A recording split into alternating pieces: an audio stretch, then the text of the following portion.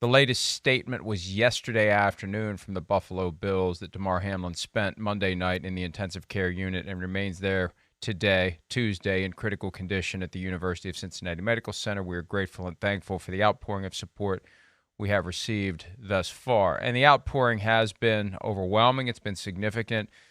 A lot of people are struggling with this. It's something that traumatized not just the people who were there in the stadium, not just the people on the field, not just the people in the stands, but the people who were watching. It was collective trauma that millions experienced because millions were tuned in. That's one of the realities, Chris, of the NFL attracting such a massive audience to its games. You have plenty of people who experience that, and people were struggling with it yesterday, and it's a weird feeling to be struggling with something that you weren't there to witness, but you saw it through your TV, and you experienced the coverage. And I heard from a lot of people yesterday who were having a hard time and still have a hard time, and we still wait for news on the condition of Damar Hamlin, as we all hope to hear good news sooner rather than later. Yeah, well, I mean, it's a jarring incident. I mean, it's one thing to, watch the news and hear a newscaster tell you about something bad that happened.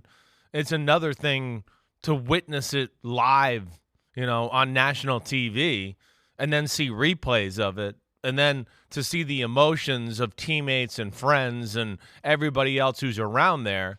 Just it hits you in your soul, because it's one of those moments where it's just, oh my gosh, we're watching this in live action and somebody could be dying. I mean, that's where we were. And it does. It just pierces through your soul that way.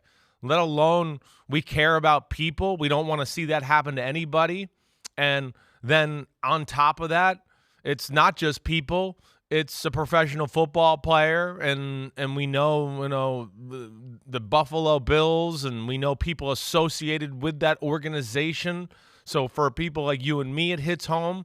And then the other thing, it's like, let's be serious. Football's America's sport, period. There's nothing bigger in our country than the National Football League. It's the biggest thing we got going as far as entertainment. And that took a little bit of a blow on Monday night. It's just as far as, oh man, this kind of hurts the mojo of the game, and so it's like everything encompassed of it. Not only the mojo of the game, the mojo of the season, a little bit of a black eye on the sport. There's just so many things, and I think it's natural. I felt very gloomy myself all day yesterday, and still feel that way when I woke up this morning because of this incident. Yeah, I've been following this sport for 50 years now, and there's never been a time that it just felt like the NFL world stopped spinning.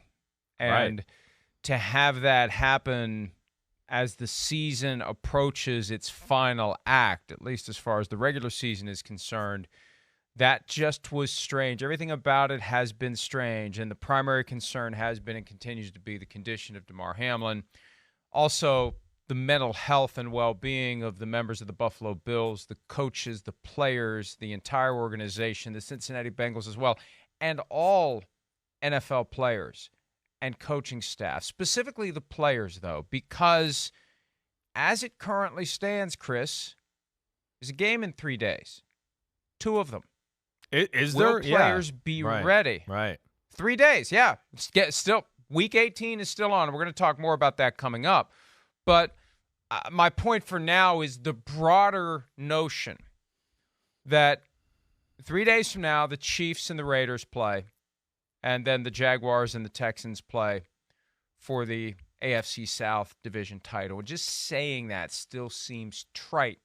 We're all still getting our legs and finding our balance to talk about things unrelated to Damar Hamlin. But my point is this.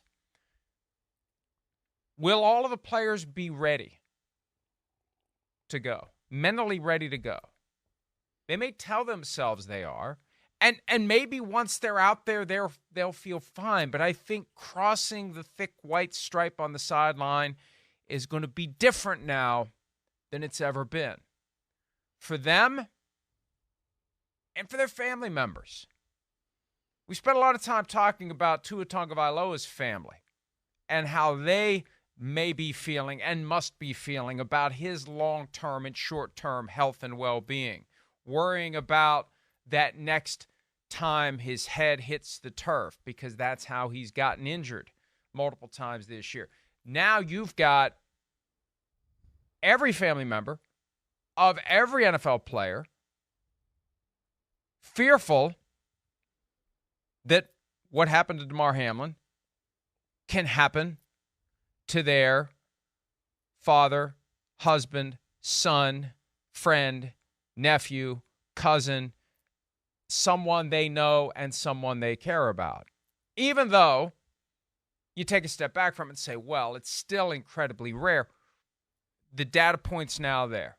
The worst case scenarios happened. And it's just part of what everyone has to process to get to the point where guys can play. You know, whenever somebody retires from football, whether you call it retire, whether you call it, people will say, oh, he's quitting.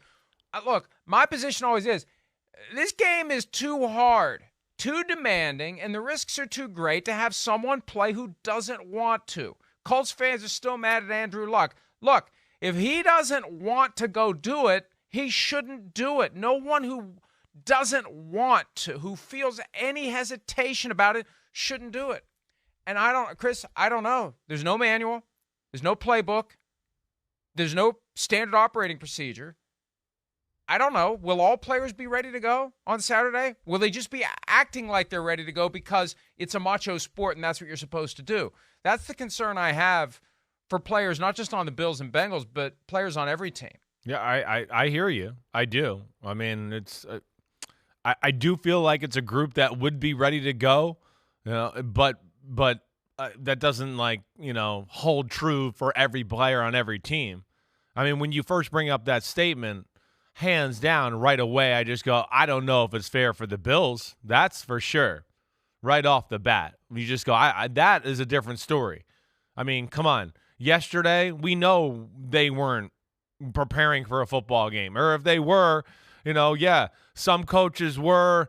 I mean, how much work did they get done? It's a major distraction, right? The players, I mean, from what I know, some stayed in Buffalo, right? Or did some come back? I don't know. I heard mixed stories there. Either way, they're all over the place. That's going to overtake the building today. Still, the emotions there. So that's really the team I think of. Yes, it's going to be in the back of the mind of a lot of players in the NFL. There's no question. It's kind of, hey, listen, the gift and the curse and the beauty of football. That's why I used to get nervous going to see my dad play football, or my mom would get nervous to watch me play football. Because, yeah, it's a great sport and it's intense, but you also knew, hey, someone could get hurt out here, and that adds to the intrigue, right? This is just one where it went, whoa. This is not just injury or fear. This is death. And that's where it hits home. But, again, it's like you said, it's a horrible incident. But we're in hundreds of thousands of football players over time. It's never happened. Hey, look at me. I'm a poster child. Whoa, put that on the new doctor's chart. You can lose your spleen and almost bleed internally and die. Okay, well, it happened to me. I'm the only one that I know that came at least that close. I'm the only one since. So, yes, I mean, it's a horrible incident, and hopefully we can continue to prepare for it, but hopefully we can also put it into the terms that you're saying, that, this is a sport that's been going on for a long time. It's never happened. It's a shame it did happen, and hopefully it doesn't happen again, or if it does, it's a long, long time from now. And that's the struggle, Chris. That's the push and pull. That's the tension that I think this sport is experiencing, because, and we talked about this some yesterday, we're so conditioned to the next man up mentality. Yeah. Player gets injured, player exits, new player enters, game keeps going, season keeps going. We've said many times in the past, established players lost to injury early in the year. Out of sight, out of mind. We've talked about how great players of the not-too-distant past retire, and you hear their name 4 years later, and you say, I remember that man, guy. He was good. I forgot about forgotten that. about it. Yeah, right. Yeah, I'd kind of – Priest Holmes. Priest Holmes was damn good, right? But if they don't make it to the Hall of Fame, you kind of like have to. For some of them, you have to stop and think. Yeah. Oh yeah. Well, when Miles Austin had the issue that I still have concerns with the way that's handled. I have issues with the NFL's issue with $50 here or there on basketball wagering through sports books that sponsor the NFL. It's like Miles Austin. Damn, he was good. He had 1,300 receiving yards in 2009, and it's just not my aging brain. That's the way it is. The shield, which is like on the front of that train with all the 32 cars for each team, it just keeps going. And so that's where we are now, and we're all working our way through this because, hey, folks, they issued the statement yesterday, and we'll be talking about that more coming up. Week 18 is still on.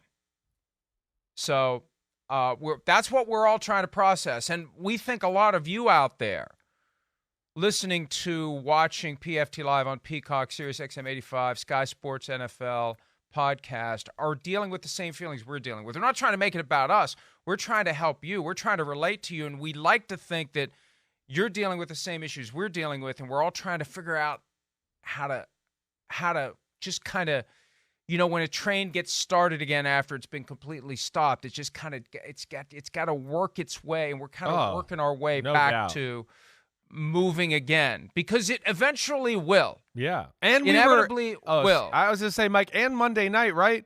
I mean, we were at like almost a pinnacle.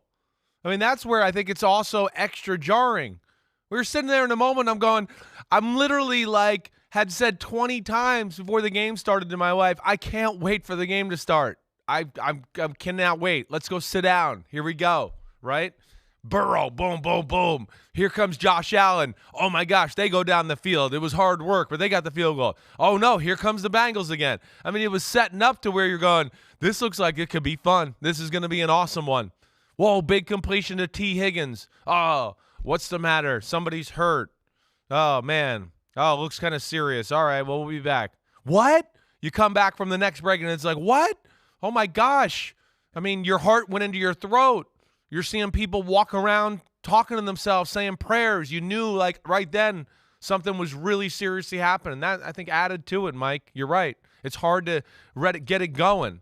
And that's, to me, like, the big question is, do you get it going and to start the healing process and honor Damar Hamlin? Or is it too hard to get it going and you back off? I think that's the $1 million question here. And, I'm 1 to 10 to go, let's go forward. Let's honor him that way. That's the best way to heal. But I know not everybody else is like that. And that's where it's a very tough question for the NFL. Well, something I said yesterday, the NFL's position is they'll make decisions about the Bills-Bengals game and the schedule generally at the appropriate time. The problem is time is going to make the decisions for you. Right. Because there isn't much of it, because this isn't September.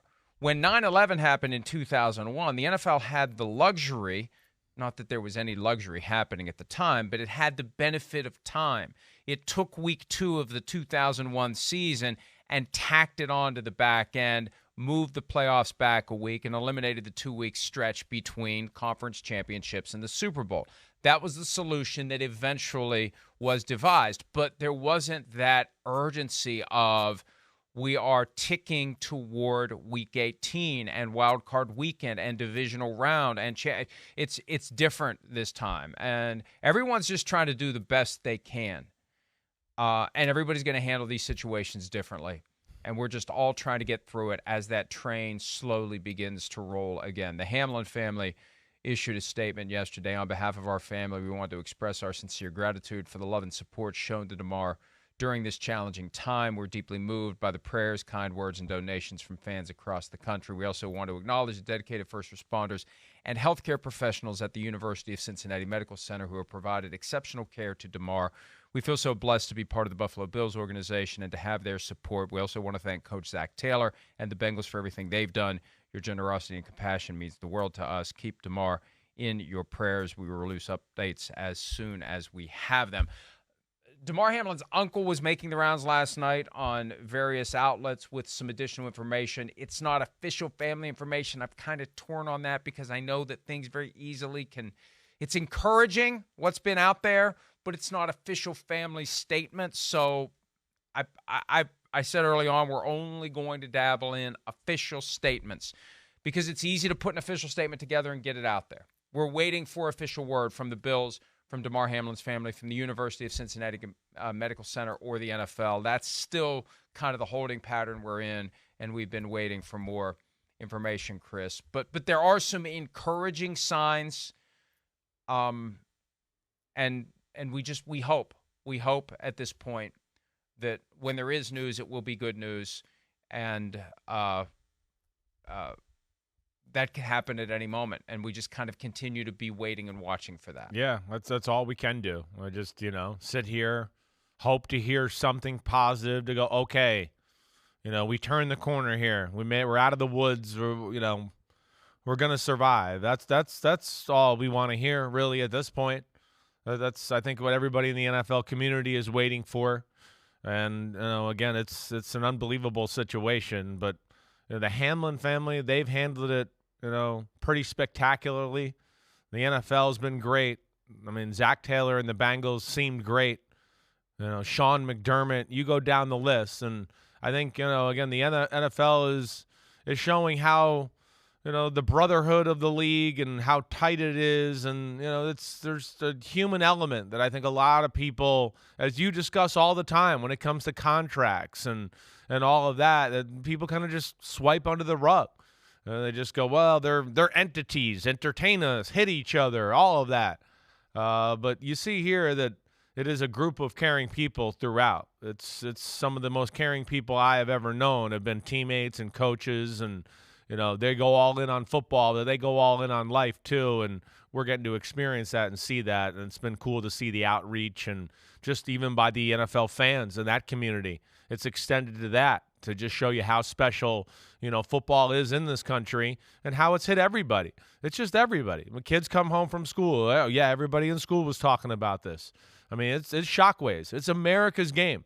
Nobody loves this sport more than this country, and it's the sport of our country right now. And it's shockwaves right now through everybody.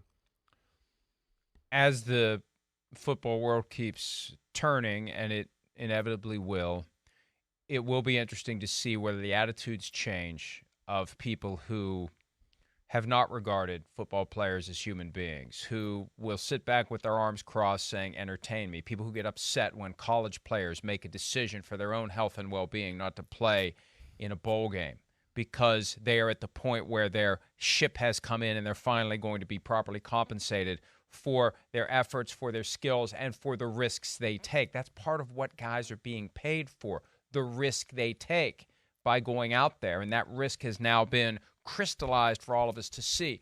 Will our attitudes collectively shift? Will there be a different viewpoint? Will management of these teams view players differently? Because right or wrong, we know how it goes. They're commodities. They're parts in this football machine. There are 32 football machines, and the parts are always going to change. The only question is when.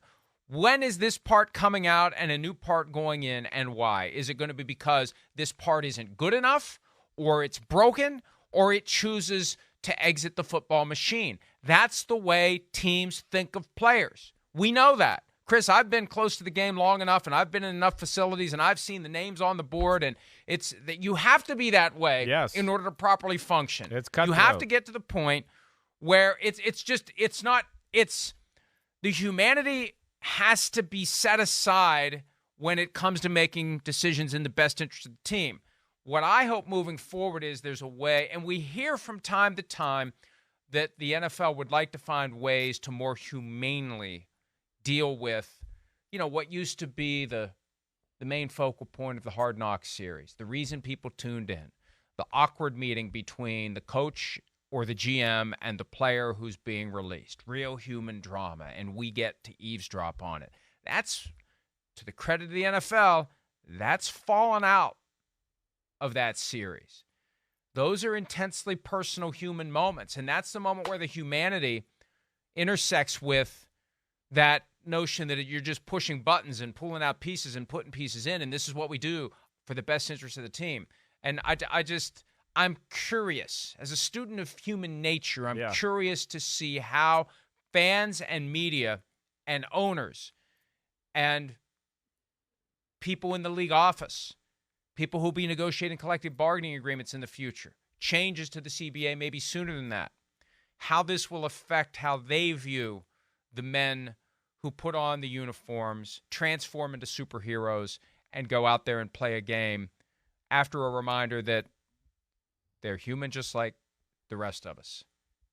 A lot of us already knew that. It'll be interesting going forward to see whether that's a more universal position that people take and a realization that people come to. Yeah, I hope so. I mean, that's the hope, right? That just does hit home, and it doesn't become so cutthroat and so, hey, screw you, where's my fantasy points? Hey, screw you, you didn't win today. I hope there is a little bit more humanity involved in the overall outlook by fans, and more than just what have you done lately for me, for my football team, for my fantasy, whatever else. And I think that's kind of what we're talking about here.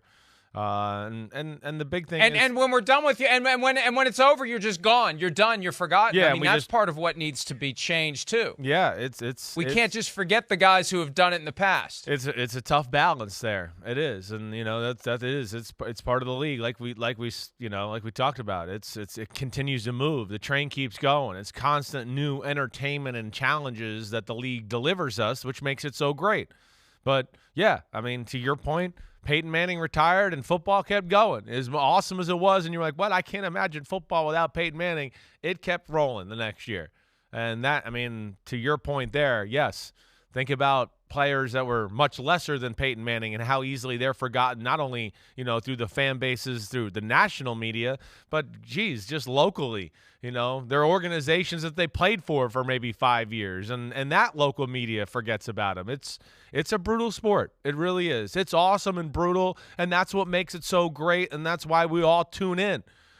Because there is this balance of life and cutthroat and business and physicality and danger, and it all meshes together on Sunday afternoons for the best entertainment you can see, and it's still the best entertainment you can see. We took a right hook here in this one right now, and we're all wobbly and like, what the hell's going on here? And we're trying to stagger and get back together here to where we can get things going again and get some forward momentum. And it's just hard to get it going, like you were talking about earlier, just with it, being so somber and us not knowing the status of Damar Hamlin. One of the most encouraging developments, and this is something that restores faith in humanity for many at a time when, based upon the past 5, 6, 7 years, our faith in our fellow man has been shaken. Yeah. As we have become tribes living under the same umbrella. We've become two different nations in many respects, inhabiting the borders of one country. This is the kind of thing that brings people together, and this is the kind of thing that makes people say, you know what, maybe we still can find a path to uniting, to the way things used to be before we became so fractured as a people. I'm looking at the current status of the GoFundMe page that was set up in 2020 by Damar Hamlin to raise $2,500 for a community toy drive to help children affected by the pandemic. He understood at the end of that year, given everything that happened, people losing jobs, where's the money going to come from when it's time to buy Christmas presents? So $2,500 was the initial goal, and as you see on the screen, it has now sailed north of $6 million.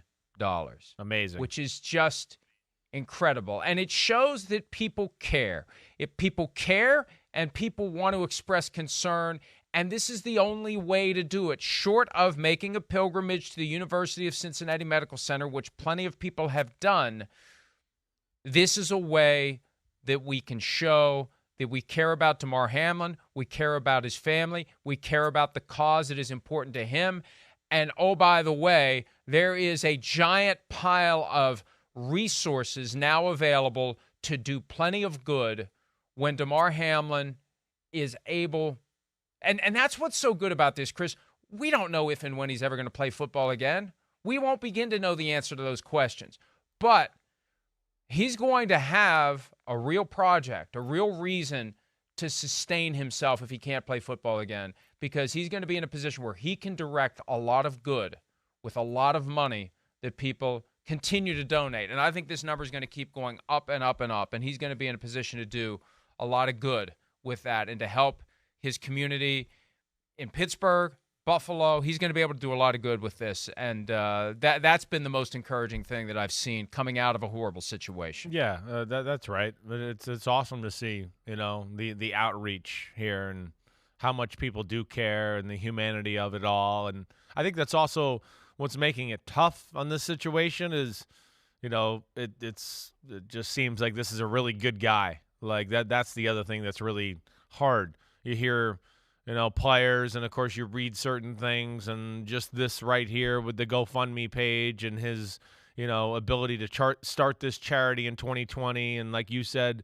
deliver presents for kids and all that. I think that makes it even worse. You just go, oh man, this is a caring guy that's hurt right now and fighting for his life, and seems like, man, people really like this guy.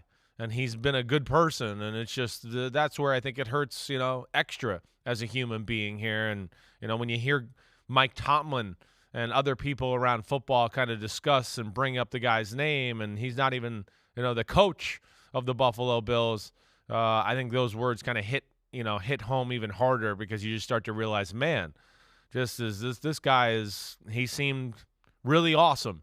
And does seem really awesome. It makes it worse having to deal with this situation with a human being like this. Before I open up for questions, I'll say this about Damar Hamlin. Man, it's a really personal thing for me, being a Pittsburgher, and that young man being a Pittsburgher. I've known that guy probably since he was about 12. Just got a lot of respect and love for him as a human being, his commitment to the pursuit of his goals and dreams of doing what it is he's doing right now, which is playing in the NFL, and to watch him make personal decisions and make that a realization. It's just an honor to get to know young people like that. Had an opportunity to express that to him whenever I see him. We've played Buffalo each of the last 2 seasons, and he and I get to have a moment because it's just cool to not only appreciate these guys in terms of where they are now, but to know them since they were younger people, and to watch their maturation, their development, to watch them, earn what they've been chasing. It's just really a cool thing, and he's an example of that. I got a lot of love for that young man. We lifted him and that organization up in prayer, reached out to Sean McDermott to lend whatever assistance I could. But I don't have a lot to add other than that. I just respect the fact that you guys appreciate how personal it is for me, not only for me, but just for all of us as people that thrive in this space. That's not obviously something that you ever want to see. Again, Mike Tomlin talking about Damar Hamlin. We're back on PFT Live, presented by Google Pixel. Learn more at googlestore.com. And we appreciate everyone sticking with us yesterday and today as we work our way through this. Damar Hamlin grew up in McKees Rocks, a suburb of Pittsburgh, went to Pittsburgh Central Catholic High School, chose to stay at Pitt. Tyler Dunn of GoLongTD.com did a story about Damar Hamlin last year, and part of it delved into his decision to stay in the area. He's got a very young brother, a 7-year-old brother, and he wanted to be there to provide an example for him, to be around for him, to help mentor his brother. And that's why he stayed at the University of Pittsburgh. So very deep ties to the Pittsburgh area, and now Buffalo, and great comments from Mike Tomlin. But just an illustration, 10 years goes by like that. You go from a little boy running around, and then all of a sudden you're a grown man playing in the NFL. And Mike Tomlin's been there every step of the way to see the growth and the maturity in the development of Damar Hamlin. Yeah, and I mean, Mike Tomlin's awesome. We know that. We talk about him all the time. He couldn't have said it much better right there. He is a guy that I know, firsthand, and I know firsthand that he cares about people about as much as anybody I've ever been around. That's why his teams always fight for him and always battle back, because he shows them, they know that he's in the foxhole with them and he's their buddy, and he might yell at them and expect more, but they know that he's got their back. And that's the beauty of Mike Tomlin. He's awesome that way. And I'm sure this did hit home. He's got kids. He understands that. And as like a professional, and especially in football, when it comes to that sport and how hard it is to make it, it hurts you extra when you go, wait, here's kid who did everything right, young man, now a grown man and still doing everything right, and everything's going in the right direction, and then it's just the world gets blown up for that guy. That's what makes it even harder. A young man who's, at the pinnacle, and things have, really shook out in a way to where he's succeeding in life and starting to take advantage of, some of those opportunities. And now, it all goes to the back seat here. And we just hope he lives and survives. I mean, that's where we're at. And I think that's where it just, it's extra jarring when you talk about a young man who's kind of living his dream and then see that get crushed. As everything was unfolding on Monday night, the NFL held a media conference call just after midnight on Tuesday morning, and Jeff Miller, the executive VP responsible for public relations, responding to a question from a member of the Buffalo media, said that any decisions about the resumption of the game are immaterial for now, and we will have that conversation at the appropriate time. That was as of 12:15-ish a.m. on Tuesday. Later in the day, the NFL issued a statement that the Bills-Bengals game will not resume this week. And that was the language that we used. And there's the statement on the screen if you're watching. It won't resume this week. Doesn't mean it's canceled. Doesn't mean it will never resume. It just means they won't play it again this week. Now, as we mentioned earlier, this is a very delicate moment in the scheduling of the season, the culmination of the regular season. The playoffs are looming. There are very real consequences from a strategic and competitive standpoint as it relates to whether or not that game gets played and when it gets played. And, Chris, I really don't know what the right answer is. I don't think anybody knows what the right answer is. There is no perfect solution to this. So what the NFL needs to do is identify all of the options and pick the best bad one, and understand that there has to be an outcome. It's not going to be perfect. There will be people who are disadvantaged by it. And so what? And I'd like to think, somebody was saying to me yesterday, well, there's always going to be somebody who complains about whatever. And hopefully in this instance, we all are sufficiently mature that no one will complain. People complained loudly that the Seahawks-Rams game won't be played at the same time as the Lions-Packers game because the Lions players will have less motivation if they know the Seahawks have won and they've knocked the Lions. Those kinds of, and I understand people feel very strongly about their team, so they're going to have those concerns when they feel like they have gotten the short end of the scheduling stick. I'd like to think that whatever outcome the NFL chooses here, those complaints will fall by the wayside, Chris, and people will just accept that the NFL picked the best bad outcome and tried to move forward. Yeah. I mean, it stinks. It stinks. And, we'd all like to see it to be fair. But, life's not fair. Ask Damar Hamlin. Ask his family. It's just not fair sometimes. That's the way it is. And you got to roll with it and deal with it. And, it's not going to be perfect. And, I look at it and go, okay, well, wait. We can bump things back a week like you've talked about. There's two options that at least jump out into my mind, right? bump things back a week, and then we don't get that week off in between the championship games and the Super Bowl. Championship games a week before the Super Bowl, they roll right into it the next week and play the game. That's been done a lot through the history of the Super Bowl. Not a ton, but I know, yes, you talked about with 9/11. There was other years, where the schedule fell that way. Like I remember the Raiders-Buccaneers Super Bowl. That was a no weeks off type of year where they went right into it. So it can be done that way. Or you just go, everybody, all right, you just go, hey, the Bengals and Bills game, they didn't get to play. And yeah, they're not going to be the number 1 seed in the AFC playoffs now. And it stinks and all that. Yes, we just got to continue to roll, and they're going to have to overcome that obstacle. And it's just the way the league played out this year. And then, and maybe the silver lining is, hey, you didn't play a full game in week 17, so you kind of got a bye week right there, and your team's fresh going into week 18 and the wild card round. So I don't know. Those are two things that at least pop through my brain, Mike. I mean, what say you here? Well, we identified 4 options last night. I want to work through them with you and get your thoughts on each one and just kind of flesh out how they would work and the pros and the cons. And again, it's the best of bad options. There is no right solution. Hopefully the NFL at the end of the day does the right thing.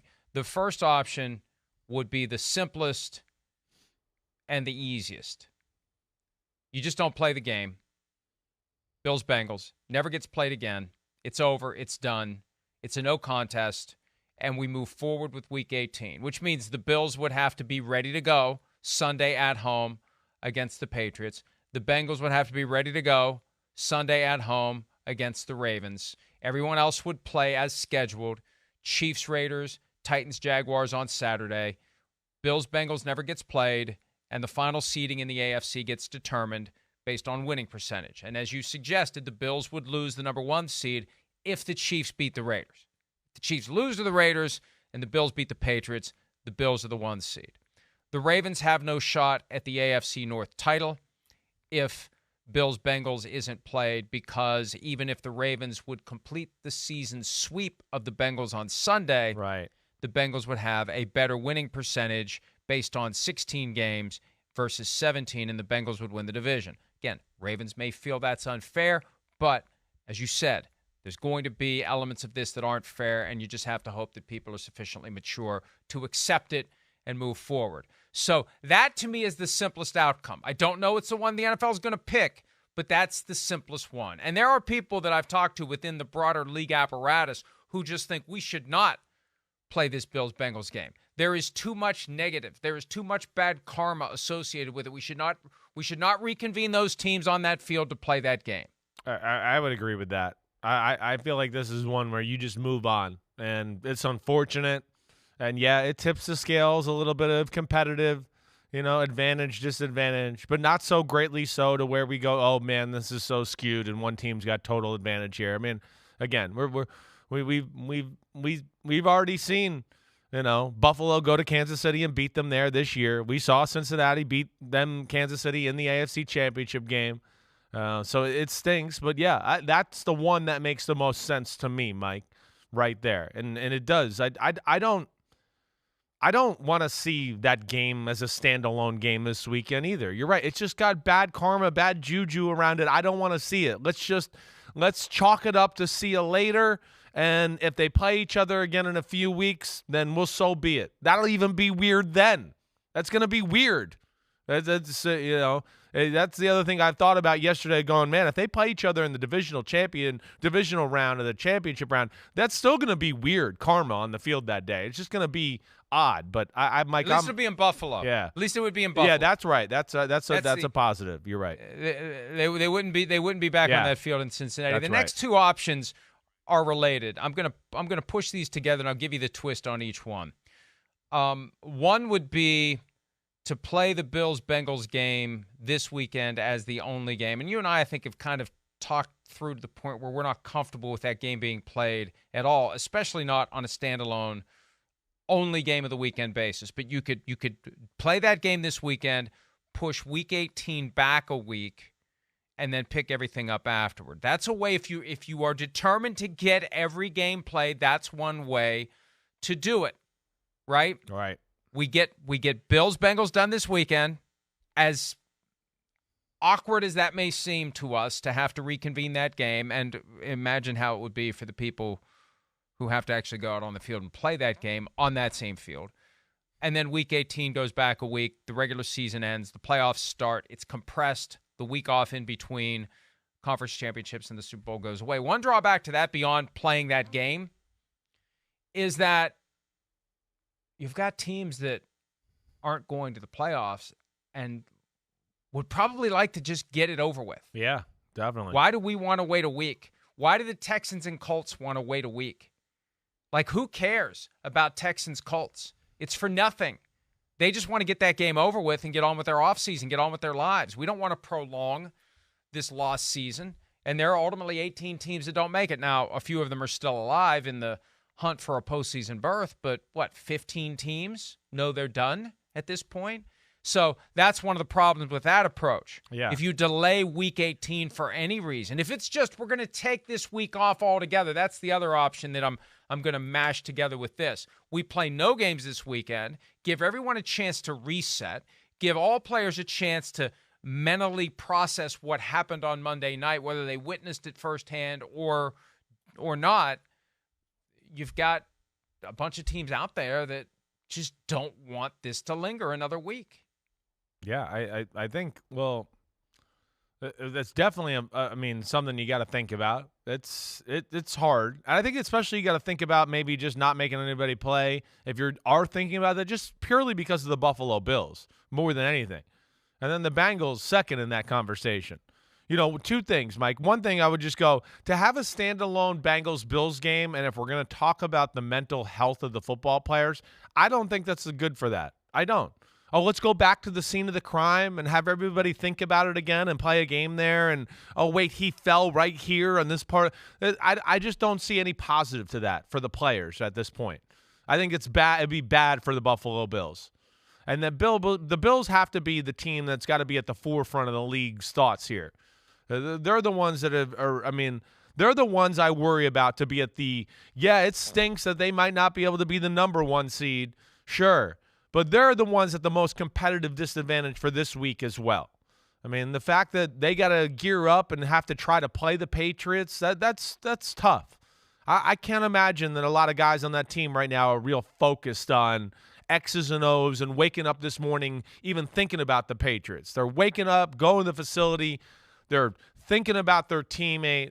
They're probably calling people to figure out if there's any updates about that. So that's where that's a weird one, and I would really be opposed to them playing a standalone game this weekend. That's for sure.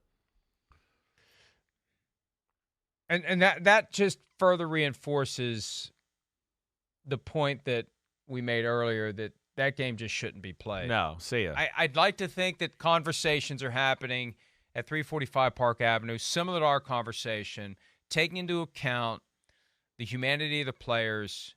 That game just shouldn't be played. And then, Chris, the next point that you make, even if that game's never played, expecting the Bills to play on Sunday That's the tough against one. the Patriots. Yes. But how could you suspend that game as well? I know. Yeah, I don't know if you can. And then the Bills only play 15 games? Right. I know. But that has to be on the table. Yeah. It has to at least be on the table. The possibility that the Bills-Patriots game is canceled. And lesser on that list, Bengals-Ravens game, canceled. We're not going to expect these two teams to play after directly witnessing what happened to Damar Hamlin.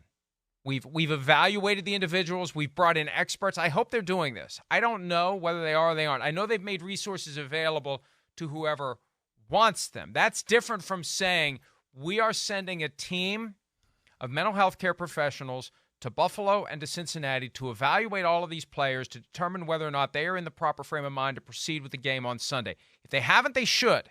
And I know that everyone's just trying to do their best right now. We're just throwing out ideas into the ether for whoever would want to ignore them or accept them.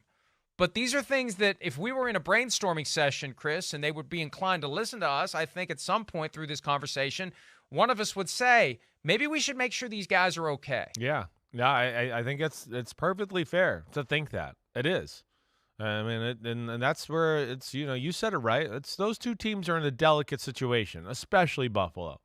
That's where it's hard. Now, listen, as a football player and the robot that I am, and, my wife will tell you that I'm annoying because I'm still like a quarterback and my day is planned out and I want to do this and I'm all about maximization and efficiency and let's push forward, Hang on a second. Yeah. Hang on a second. In your wife's defense, you're annoying for many more reasons than that. Well, yes, definitely. Well, she has to experience it firsthand, so trust me, she's getting the worst of it. But as that, too, there's the side of you could play, hey, maybe playing football and getting going is the best thing for the Buffalo Bills, too. And it might be the best way to honor your teammate. You certainly can make that. And I'm not trying to be shallow within that or anything. I know for me, that would be the best way for me to heal.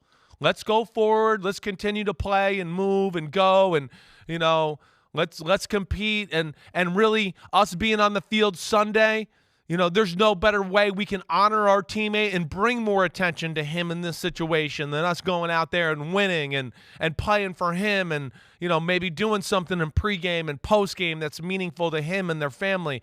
So you could certainly play that angle as well. And I don't think that's a crazy thought or at least selfish or unthoughtful either.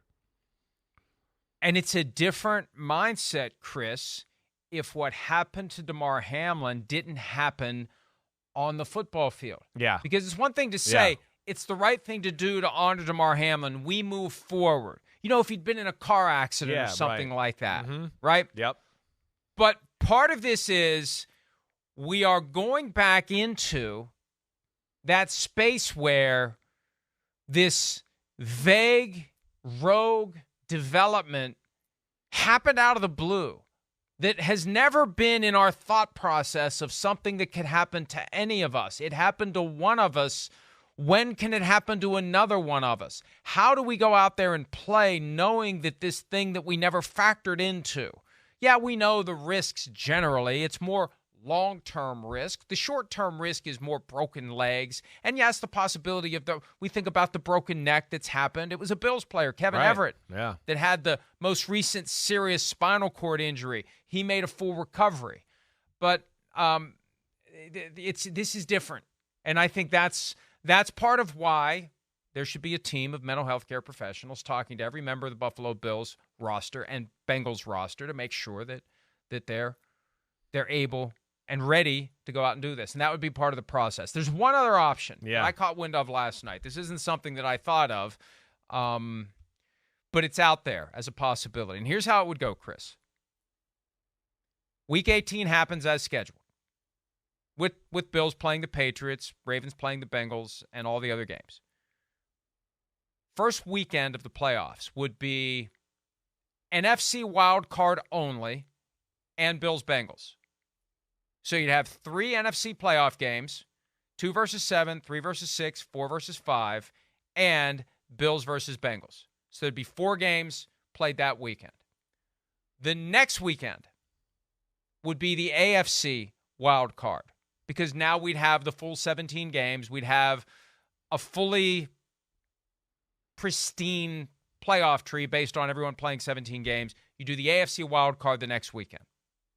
Then the weekend after that, divisional round, then conference championship, then Super Bowl with no week off in between. Again, not perfect. The 1 seed in the NFC would have 3 weeks off after the end of the season, for example. But that's an idea that I know is being discussed. I don't know that it's the solution. And again, it may not be the best of a various group of bad solutions, but that one's out there as a possibility. So it's a little convoluted, it's a little clunky, but it gets Bills-Bengals played. Right, it gets it played, okay, but so wait, let me just make sure I understand this right. But will we get on the same page for AFC NFC Championship game weekend? Yes. You yes. would? Divisional round, everything's on the same page. Okay. Divisional round. Gotcha. By the time we go to the divisional round, everything's on the same page. It would just be NFC wild card 1 week, plus Bills-Bengals. Right. And then we'd be able to do AFC wild card the next week. So we'd have 4 games first week of the playoffs, the 3 NFC playoff games and Bills-Bengals. The second week of the playoffs would be the 3 AFC wildcard games. Then everything would be synced up for divisional round. The only problem would be if the Eagles get the 1 seed. Yeah. They got 3 weeks between games. Yeah, Whoever gets the 1 seed in the NFC has 3 weeks between games. But again, as disadvantages go, because some people say, well, how's that a disadvantage? You get 3 weeks. Well, at a certain point, you got to play football if you want to be good at football. And Jalen Hurts doesn't play this He's week. going to play goes 6-7 weeks between games. Right. So, yeah. But that's I'm not my saying least that favorite of the it. options. Yeah. Yeah. Well, because we've come to the conclusion that no matter when or how, that game between the Bills and the Bengals just should not be played. Yeah. I think that's one thing above all else. We agree on a lot as it relates to this situation, but I think we agree primarily on the fact that Bills-Bengals should not be played, and those two teams should have 16 games at most in their 2022 regular season. Hi, it's Mike Florio. Thanks for watching PFT on YouTube. Hit subscribe for the latest news and analysis from Pro Football Talk.